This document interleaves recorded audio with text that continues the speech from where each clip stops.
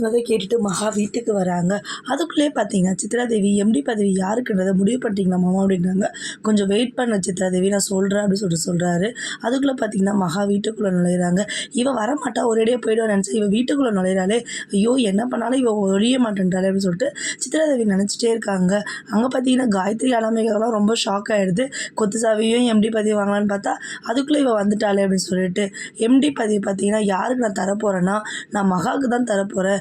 இனிமேல் அந்த கம்பெனியோட எல்லா பொறுப்புமே பார்த்தீங்கன்னா மகாக்குரியது. இனிமேல் அதில் யாருக்குமே சம்மந்தம் இல்லைன்றாங்க. ரொம்ப ஷாக் ஆகிடுது. என்னம்மா இப்படிலாம் துரோகத்தை பண்ணிட்டீங்க, என் பிள்ளை தான் நம்ம அடுத்து வரணும், யார் வரணுன்றது யார் போகணுன்றதை நான் தான் முடிவு பண்ணணும், நீ இல்லை சித்ரா அப்படின்னு சொல்லி தாத்தா திட்டிடுறாங்க. அதுக்கப்புறம் என்ன பண்ணுறதுன்னு தெரியல. சூர்யாவை கூப்பிட்டு பேசுகிறாங்க. மகா உண்மையை சொல்லுங்கள், கண்டிப்பாக இந்த குழந்தையோட அப்பா நீங்கள் கிடையாது, அது எனக்கு நல்லாவே தெரியும், யாருக்காக இதை மறைக்க பார்க்குறீங்க அப்படின்னு சொல்லிட்டு மகா கேட்குறாங்க. நான் யாருக்காகவும் மறைக்க பார்க்கல மகா, இது என் குழந்தை தான் அப்படின்றாரு. திரும்ப திரும்ப சொல்கிறதுனால பொய்